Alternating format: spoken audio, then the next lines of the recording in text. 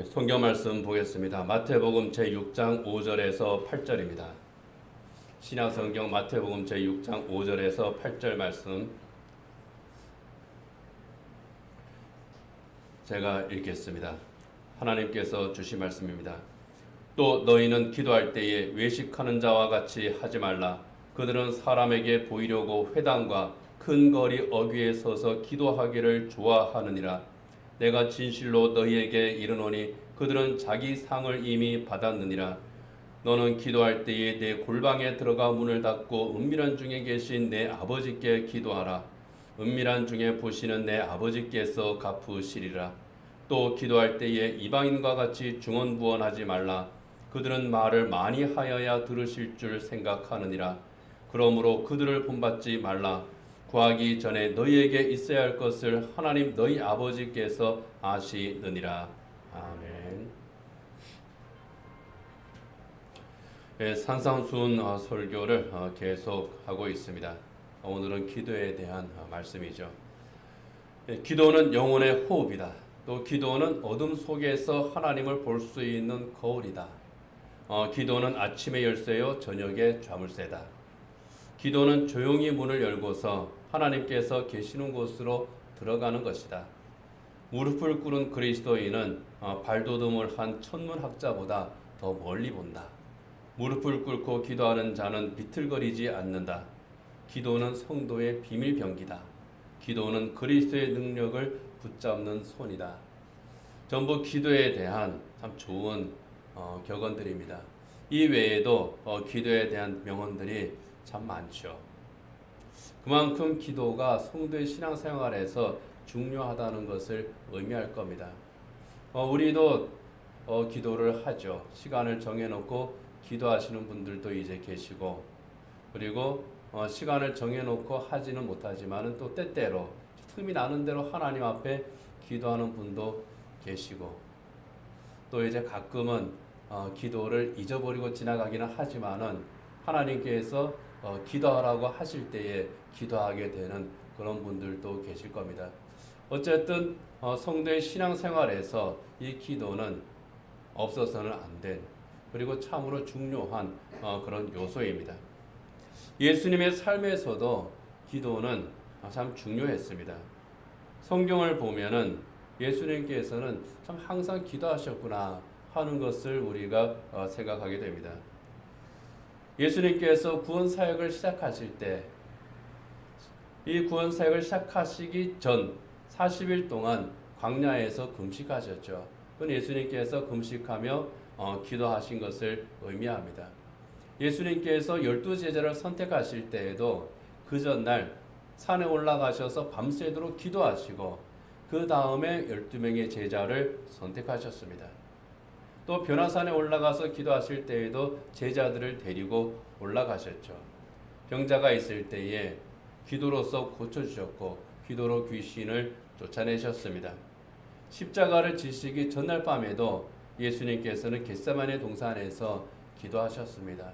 정말 땀방울이 변해서 핏방울이 될 정도로 간절한 기도를 하나님 앞에 드리고 십자가의 길을 가셨죠. 그리고 십자가 위에서까지도 우리 예수님께서는 기도하시지 않습니까? 저들의 죄를 용서하여 주십시오. 이 사죄의 기도를 우리 예수님께서 하셨습니다. 정말 기도는 예수님에게서 정말 떨어질 수 없는 그것이 예수님의 기도였다 하는 겁니다. 그리고 기도에 대해서도 많이 가르쳐 주셨습니다. 때로는 교훈으로, 때로는 비유로 가르쳐 주셨습니다. 오늘 본문이 그 중에 하나입니다. 특별히 오늘 본문은 기도의 태도에 대한 교훈이죠. 무엇을 기도하느냐, 어떻게 기도하느냐, 기도에 대한 그러한 그 교훈과 그런 내용들이 참 많이 있지만은 특별히 오늘 본문에서는 어떤 태도로 기도하느냐, 어떤 중심으로 기도하느냐, 거기에 대해서 말씀을 하고 있습니다. 무엇을 기도해야 되는지, 기도의 내용에 대해서는 우리가 이 본문에 이어지는 주기도문, 거기에서 우리가 생각할 거고요. 오늘 본문에서는 예수님께서 말씀하신 것 3가지, 그것만 생각해 보도록 하겠습니다. 예수님께서는 이렇게 하면 안 된다 하는 것 2가지, 그리고 이렇게 해야 돼 하는 것 1가지, 그 세 가지를 오늘 본문에서 말씀을 하셨습니다. 이렇게 하지 말아라 하시는 것 그 두 가지 중에서 첫 번째가 외식하는 자처럼 기도하지 말라 하는 겁니다. 오늘 본문 5절입니다. 또 너희는 기도할 때에 외식하는 자와 같이 하지 말라. 그들은 사람에게 보이려고 회당과 큰 거리 어귀에 서서 기도하기를 좋아하느니라. 내가 진실로 너희에게 이르노니 그들은 자기 상을 이미 받았느니라. 그 외식하지 말라. 이건 우리는 이제 이미 다 압니다. 지난주에 우리가 생각을 했죠. 여기 본문에서 외식한다고 하는 것은 음식점에서 음식을 사 먹는 것이 아니라 연기자가 연기하는 것, 그것을 말한다 그랬죠. 마치 연기자가 연기하듯이 연극 무대에서 연기하는 것처럼 다른 사람에게 보여주기 위한 그런 기도를 하지 말라는 겁니다. 아, 나는 기도하는 사람이야. 나는 이렇게 경건한 사람이야. 이것을 보이기 위해서 기도하지 말라는 거예요. 우리 교회는 이제 새벽 기도를 이제 하지 않습니다. 그리고 각자의 처소에서 기도를 하든지 또는 이제 큐티를 하든지, 그리고 제가 이제 매일 올리는 묵상의 글을 통해서 묵상하고 기도하든지, 그렇게 우리는 비교적 자유롭게 이제 기도를 합니다. 그런데 어떤 이제 교회에서 그 목사님이 이제 새벽 기도를 마치고 나면은 다 이제 자리에 앉아서 기도를 하죠.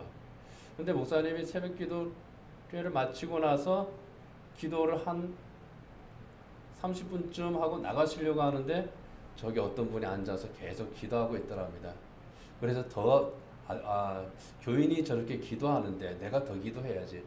계속 기도하셨대요. 1시간이 지나고 나가보려니까 계속 앉아서 있더랍니다. 아, 저분이 정말 열심히 기도하시는구나. 또 기도했습니다. 30분 뒤에 또 나가려고 하니까 또 앉아 계시는 거예요. 또 기도하고. 왜 그러시나, 정말 큰 기도 제목이 있는가 하고 이제 나중에 알아보니까 그분이 나는 목사님보다 더 오래 기도해야 되겠다. 그 생각을 가지고 거기 앉아서 기도하시더라는 겁니다. 그래서 그 목사님이 나보다 더 열심히 기도하려고 하는 저 교인이 참 귀하다. 이제 그렇게 생각하셨다 그래요. 그렇게 오래 기도하는 건 괜찮아요. 그런데 이기기 위해서 하는 기도가 있습니다. 보여주기 위해서 하는 그런 기도가 있습니다. 그런 기도를 하지 말라는 거예요. 예수님 당시에 경건한 유대인들은 하루에 3번 기도 시간을 가졌다고 그럽니다. 그들은 기도의 일종의 그 습관이고 전통이죠. 예수님 말씀처럼 회당이나 큰 거리 또는 성전에서 기도를 했습니다. 그들의 기도는 이제 우리는 특별히 기도문을 가지고 기도하지 않습니다. 우리가 가지고 있는 대표적인 기도문은 사도신경과 주기도문 이 두 가지죠. 그런데 유대인들은 대표적인 기도문 크게 5가지가 있고 또 넓게는 18가지 그런 거 대표적인 기도문이 있다고 그럽니다.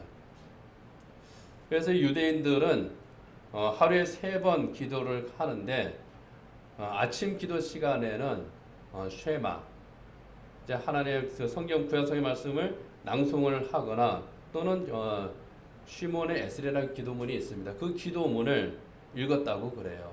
그리고 오후 3시쯤 되면은 또 이제 테필라라고 하는 기도문이 있습니다. 또 그것을 읽어요. 저녁엔 다시 쉐마와 테필라를 읽습니다. 그렇게 이제 기도를 하루에 3번 했습니다. 길거리에 서서 그렇게 기도하니까 사람들이 볼 때는 야, 참 대단하다 이 사람들은. 어떻게 하루에 3번 저렇게 기도할 수 있지? 참 의롭고 경건한 사람들이구나. 그리고 기도 내용을 또 이제 들어보면은 진짜 그래요. 그렇게 인정을 받습니다. 그렇게 서서 기도하는 것이 유대인들의 전통인데요. 지금도 경건한 유대인들은 그렇게 하고 있죠. 예루살렘에 가면은 통곡의 벽이라는 것이 있습니다. 그 통곡의 벽 앞에 많은 유대인들이 모여 있어요. 어린아이부터 이제 노인까지 통곡의 벽 앞에 나오는데 어떤 사람들은 벽에 손을 대고 기도합니다. 그리고 어떤 사람들은 책상, 여기 앞에 있는 작은 강대상처럼 생긴 그러한 그 좁은 책상, 거기 위에 책을 놓고 거기에서 읽으면서 또 이제 손을 들고 기도합니다. 근데 그 모습을 보면은요, 굉장히 진지해요. 참 엄숙합니다. 아마 예수님 당시 유대인들이 그렇게 기도했을 것 같아요. 그렇게 엄숙하고 경건하게 기도하는 모습을 볼 때에 야, 이 사람은 참 믿음이 좋다. 그렇게 인정하지 않을 수가 없을 겁니다. 예수님 당시의 유대인들, 그렇게 기도하는 그런 사람들이 많이 있었을 겁니다.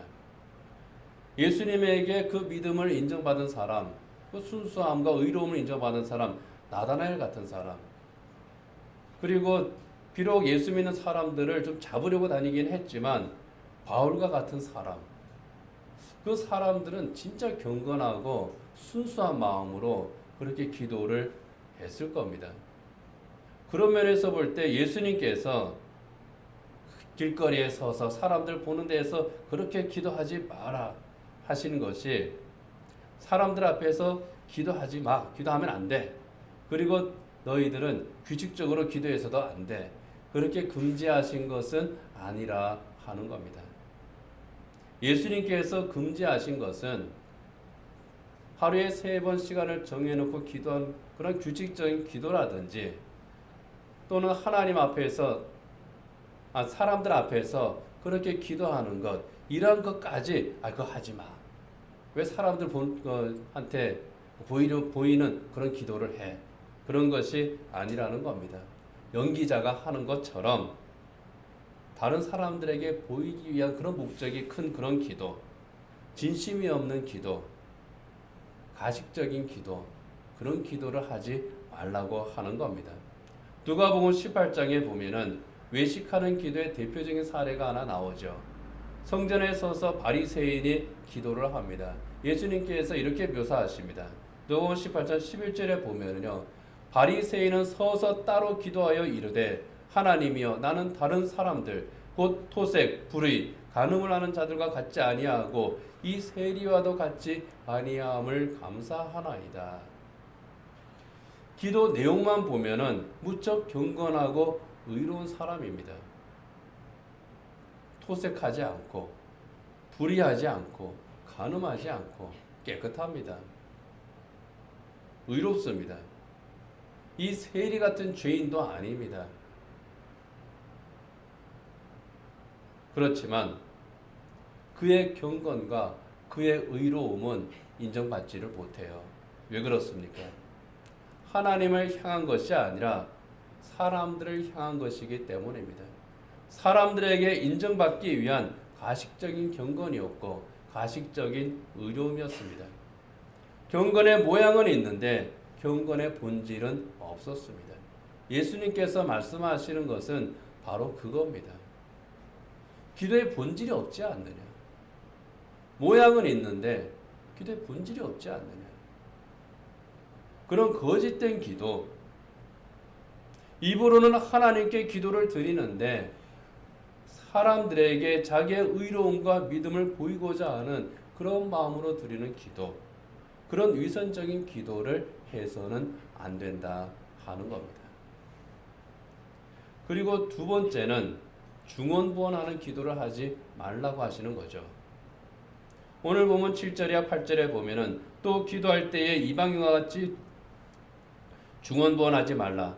그들은 말을 많이 하여야 들으실 줄 생각하느니라. 그러므로 그들을 본받지 말라. 구하기 전에 너에게 있어야 할 것을 하나님 너희 아버지께서 아시느니라.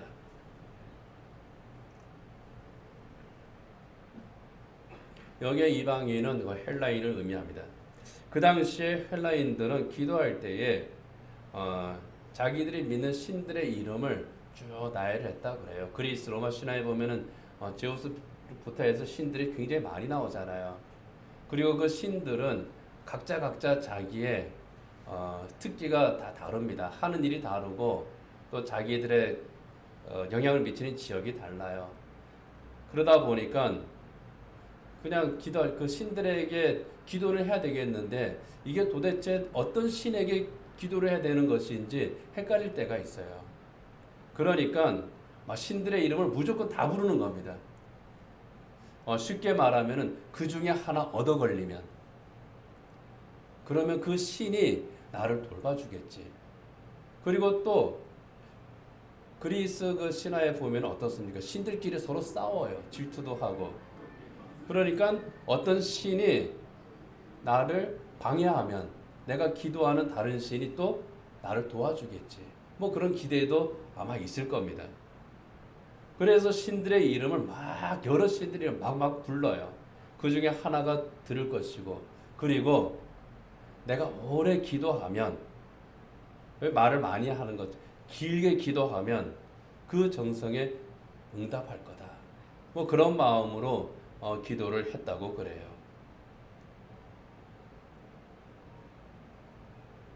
바로 그런 기도를 하지 말라는 겁니다.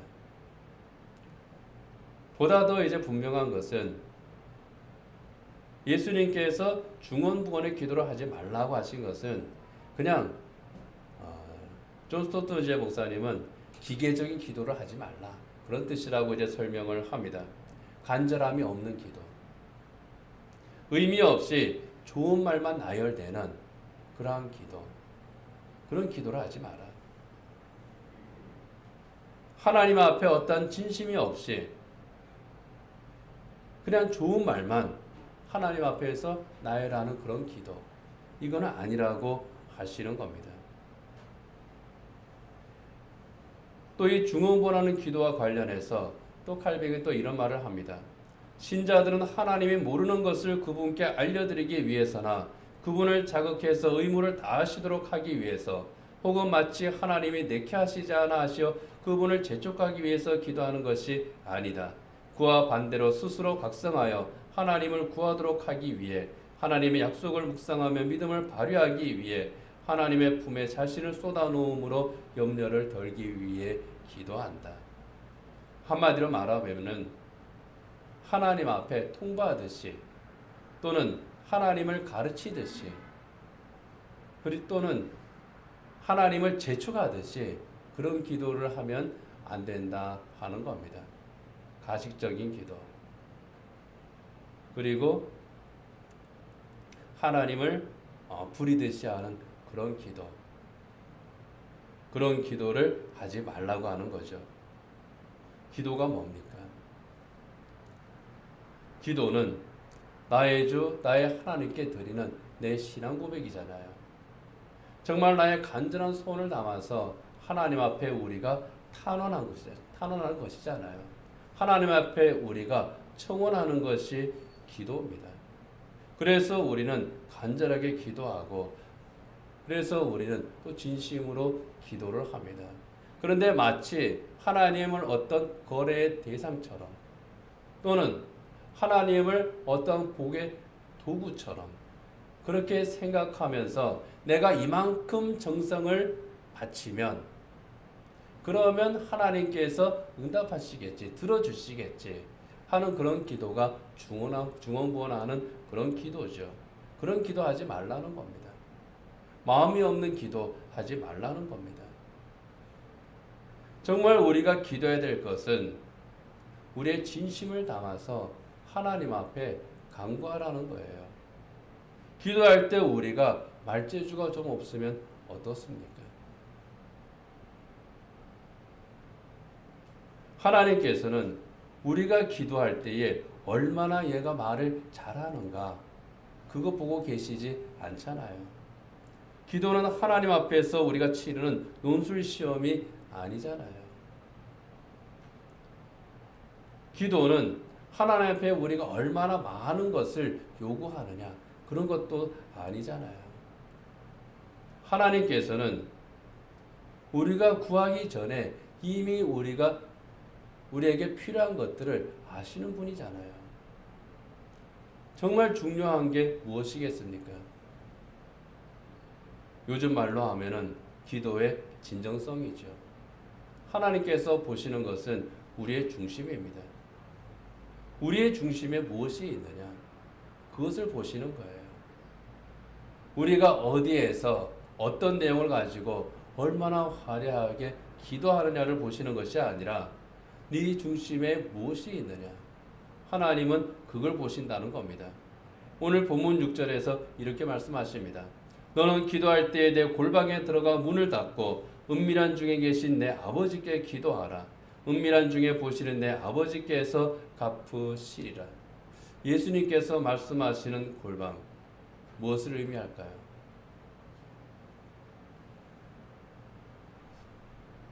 기도할 때에 내 골방에 들어가라. 뭐 쉽게 생각하면은, 우리의 감각으로 생각하면은 이 골방은 뭡니까? 작은 방이죠. 그런데 예수님께서 말씀하시는 이 골방은 그 당시에는 창고라고 그래요. 곡식을 저장하거나 허들의 물건을 넣어두는 그런 창고입니다. 창고의 용도가 어떻습니까? 내가 필요한 경우가 아니면은 들어가지 않습니다. 거기에 뭔가 꺼낼 일이 있을 때 들어가는 곳이 창고예요. 따라서 사람들이 잘 찾지 않는 곳입니다. 예수님께서 말씀하시는 이 골방은 따로 기도실을 만들어서 들어가라 하는 그런 뜻이 아니죠. 뭐 기도실이 있으면 좋습니다. 내 개인 기도실이 있으면 좋고, 그렇지만은 어디에 내 긴 기도실을 만들 만큼 그렇게 그 집에 방이 많은 그런 사람들이 흔합니까? 거의 없죠. 뭐 집에 기도실이 없으면은 교회 와서 또 기도하고 가시면은 좋습니다. 이 교회 전체가 우리 기도실이잖아요. 와서 이제 기도하고 가시면 좋고요. 어쨌든 예수님께서 말씀하시는 이 골방은요, 남들에게 방해를 받지 않는 그런 공간입니다. 내가 하나님과 1대1로 만날 수 있는 공간. 그게 예수님께서 말씀하시는 골방입니다. 그래서 사극을 보면은 왕과 신하가 그 단둘이 만나는 그런 장면들이 나오죠. 독대라고 합니다. 근데 왕과 신하가 독대할 때 언제 독대합니까? 아무 때나 하지 않죠. 신하가 정말 중요한 것을 왕에게 보고할 때, 또는 왕이 중요한 것을 명령할 때, 그럴 때 독대합니다. 누구에게도 방해를 받지 않고 중요한 이야기를 해야 되기 때문에 독대합니다. 골방 기도가 그와 같습니다. 하나님 앞에 하나님과 내가 정말 중요한 일을 놓고 독대하는 거예요. 방해받지 않고 하나님과 내가 독대하는 겁니다. 그런데 신하는 왕과 독대하려고 하면은 자기 마음대로 못해요. 신하가 왕한테 내가 임금님을 좀 만나야 되겠는데 어디로 오십시오. 못 그럽니다. 제가 은밀하게 독대를 해야 되겠는데 제가 어디로 갈까요? 아니면은 내가 너에게 은밀하게 할 말이 있는데 어디로 와라. 그러지 신하가 마음대로 못합니다. 그런데 하나님과의 독대는 어떻습니까? 어떻게 보면은 내 마음대로 해요. 시편 20편 8절에 보면은 너희는 내 얼굴을 찾으라 하실 때에 내가 마음으로 주께 말하되 여호와여 내가 주의 얼굴을 찾으리이다 하였나이다. 그렇게 고백을 합니다. 내가 하나님의 얼굴을 찾는 곳, 그곳이 내가 하나님과 독대하는 장소라는 겁니다. 어떻게 보면은 그 독대 장소를 내가 정하는 거예요. 기도의 골방, 내가 정하는 겁니다. 내가 하나님의 얼굴을 찾는 그곳, 내가 하나님 아버지를 바라보는 그곳이 내 기도의 골방이라는 겁니다. 누구에게도 내가 방해를 받지 않고 내가 하나님께 나아가 하나님께 기도하겠습니다. 그렇게 내가 무릎을 꿇는 장소, 이곳이 하나님과 독대하는 것이요, 예수님께서 말씀하시는 기도의 골방입니다. 이 기도의 골방은요, 다른 사람 눈치 볼 것이 없습니다. 이 기도의 골방은 꾸밀 필요도 없어요. 경계할 필요도 없습니다. 비용도 들지 않아요.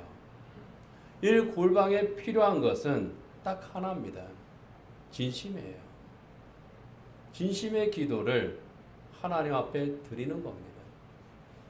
내가 하나님을 진심으로 찾고 내가 하나님 앞에서 거짓이 없이 내 있는 것을 그대로 털어놓는 겁니다. 거기에는 그냥 어떤 아까 말씀드린 것처럼 어떤 꾸미는 말도 필요 없는 거예요. 우리가 부모 자식 간에 대화할 때에 논리적으로 따져가면서 대화합니까? 가끔 가다가 일종의 저는 이제 직업병인데 저희 그 아내나 저희 아이가 이제 말할 때 논리적으로 조금 잘못된 말을 하면은 제가 지적질을 해요. 또 단어도 잘못된 거 쓰면은 아 그거는 틀린 거야 하고 또 이제 바로 잡습니다. 그러다가 제가 오히려 우리 딸한테 역공을 당할 때도 있어요. 아빠 그거는 잘못된 단어인데요. 그렇지만 가족 사이에 그런 거 신경 쓰지 않아요. 하나님께서는 우리의 기도에 대해서 지적질 안 하십니다. 그냥 우리 기도하기만 하면 돼요. 하나님께서 보시는 거는요 딱 하나예요. 너 진짜냐 가짜냐. 그것만 보시는 겁니다. 그렇게 기도의 골방에서 기도하는 사람들, 그들이 하나님의 사람들이고 하나님께서는 그들을 만나는 것을 기뻐하셔요. 그리고 그 기도를 들으시고 응답하십니다. 성경에는 그 기록이 창세기부터 요한계시록까지 계속 이어집니다. 겟세마네 동산이 예수님의 기도의 골방이었고요. 야복강 나루가 야곱의 기도의 골방이었고요. 눈물 젖은 침대가 다윗의 기도의 골방이었습니다. 그릇 시냇가가 엘리야의 골방이었고요. 예루살렘을 향해서 창문을 열고 기도했던 그 방이 다니엘의 기도의 골방이었습니다. 빌립보의 지하 감옥에서 바울과 실라가 찬송하며 기도했죠. 바로 그 자리가 기도의 골방이었습니다. 사도 요한은 또 어떻습니까? 반모섬의 귀향을 가서 그 동굴에 날마다 그 동굴에 가서 기도했습니다. 그 동굴이 이 사도 요한의 기도의 골방이었습니다. 제가 정말 가서 확인해보고 싶은 것 중에 이제 하나가 사도 요한이 유배 갔던 바로 그 반모섬. 반모섬에서도 사도 요한이 기도했다고 하는 그 동굴. 거기 한번 꼭 가보고 싶어요. 거기서 확인할 게 하나 있습니다.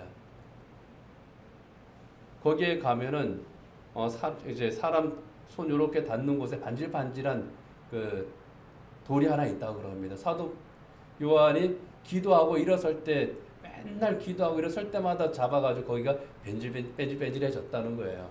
그게 진짜인지 가짜인지 그거 좀 확인해 보고 싶어요. 아마 전설일 수도 있고 실제일 수도 있습니다. 그거 우리가 천당 가서 확인해야 되는 겁니다. 우리가 천국 가서 확인할 거 엄청나게 많습니다. 그 중에 이제 하나인데요. 분명한 것은 그것이 혹시 전설이라고 하더라도요. 얼마나 기도를 많이 했으면 그런 전설이 생겼을까 하는 거예요. 적어도 날마다 그 동굴에 가서 기도를 했기에 그런 이야기가 전해졌고 또 그렇게 기도하는 사람이기에 예수님께서 정말 예수님께서 오실 그때 그 종말에 대해서 가깝게는 로마의 종말에 대해서 길게는 인류의 종말에 대해서 그 계시의 말씀을 요한에게 주셨을까 하는 겁니다. 그리고 마가 요한의 다락방이 초대교회의 또 기도 골방이었죠. 정말 수많은 곳이 정말 하나님의 사람들이 있는 곳, 하나님의 사람들이 무릎을 꿇는 곳, 하나님의 사람들이 진심으로 또 전심으로 하나님을 찾는 곳, 바로 그곳이 기도의 골방입니다. 그 기도의 골방에서 하나님의 임재를 간구합니다. 하나님 이곳에 오십시오. 주님 제 마음에 오십시오. 성령 하나님 저를 붙들어 주십시오. 저를 변화시켜 주십시오. 저를 깨뜨려 주십시오. 그 능력을 간구하고 하나님의 응답을 구합니다. 주님 제가 이것이 필요합니다. 정말 간절히 하나님 앞에 기도합니다. 그곳에서 하나님께서 그들을 만나시고 그들의 기도를 들으시고 응답하셨고 그 역사는 오늘에까지도 계속 이어지고 있지 않습니까? 바로 그 기도의 골방이 우리에게 필요한 곳이고 그곳에서 우리가 기도할 때에 하나님께서 여전히 들으시고 응답하지 않습니까?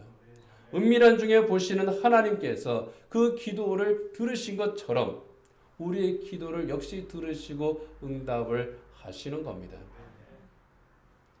만종이라고 하는 유명한 그림이 있죠. 프랑스의 화가 밀레가 그린 그림입니다. 감자를 캐는 젊은 농부, 이 부부가 교회 저녁 종소리에 맞춰서 기도를 드리는 모습을 그린 겁니다. 뭐 이 그림에 대해서 이런저런 얘기들이 이제 많이 있지만은 가장 확실한 것은 그 얼마 캐지도 못한 정말 비어 보이는 그런 그 감자 바구니를 옆에 놓고 멈추어 서서 두 사람이 기도하고 있는 그 모습입니다. 참 잘 묘사를 했어요. 참 어렵고 참 고단하고 힘든 그런 삶을 이 사람들이 살고 있었겠구나 하는 그것이 그림을 통해서 전해집니다.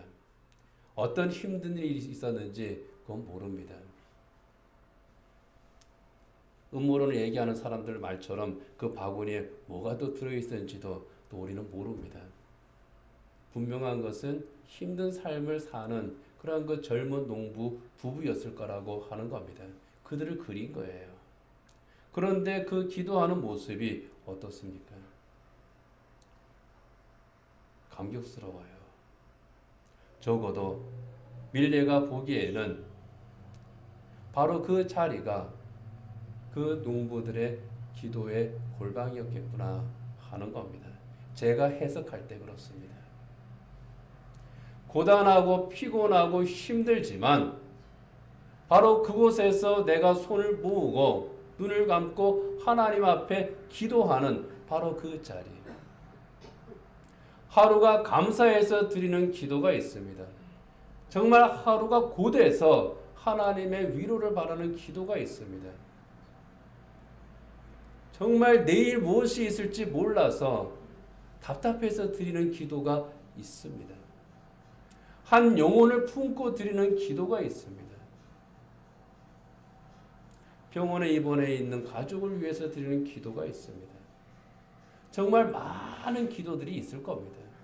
그러나 그것이 어떠한 것이든 간에 정말 하나님 앞에 기도할 때 바로 그 자리가 기도의 골방이라는 겁니다. 여러분, 우리의 기도 골방은 어디입니까? 예수님께서는요, 오늘 본문 말씀을 들려주시면서 너는 기도할 때에 그렇게 말씀하셨습니다. 너는 기도할 때에 다른 사람이 아니라 나 자신입니다. 내 기도 골방은 어디입니까?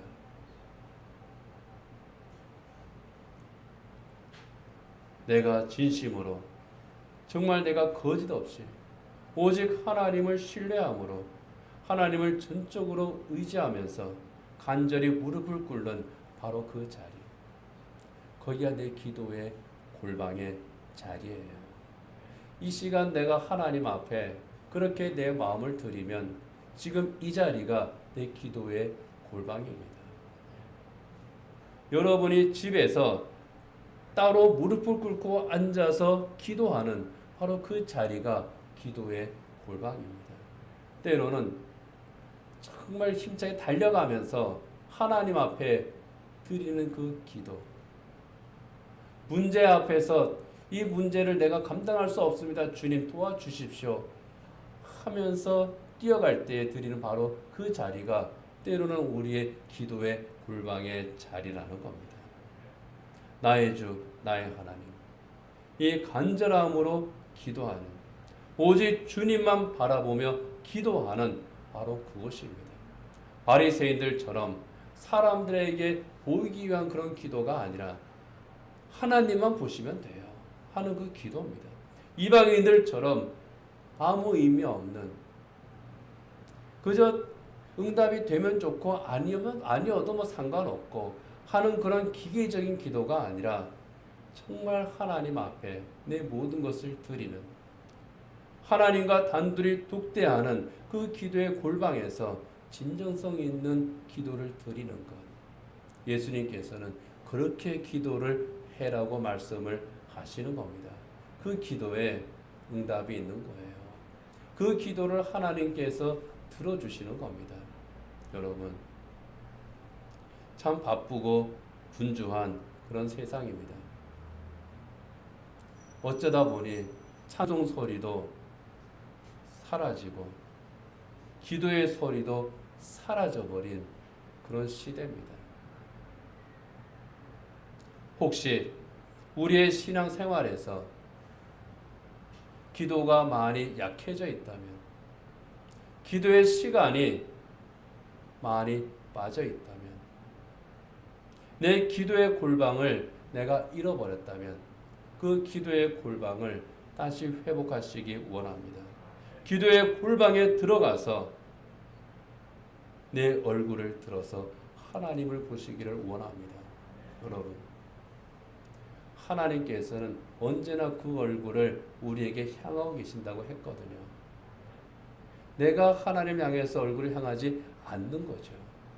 다시 우리가 고개를 들어서 하나님을 바라보아야 됩니다.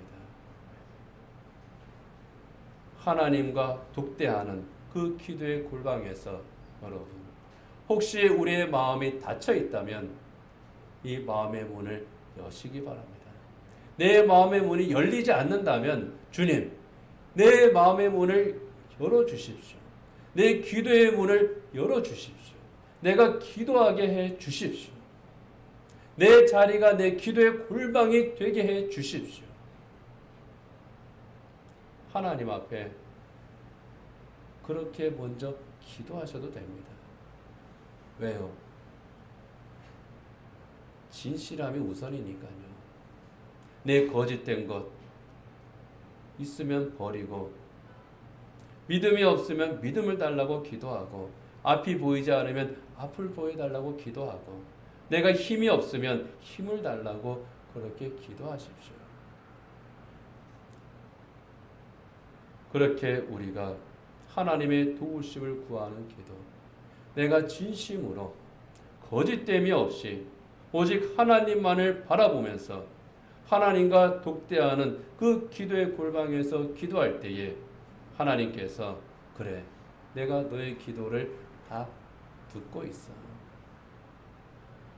그렇게 응답하실 겁니다. 그리고 우리가 기도하기 전에 이미 예비하신 그 모든 복들을 합력하여 선을 이루게 하시는 그 하나님의 복을 우리가 누리는 그 체험을 하게 될 줄 믿습니다. 기도하겠습니다.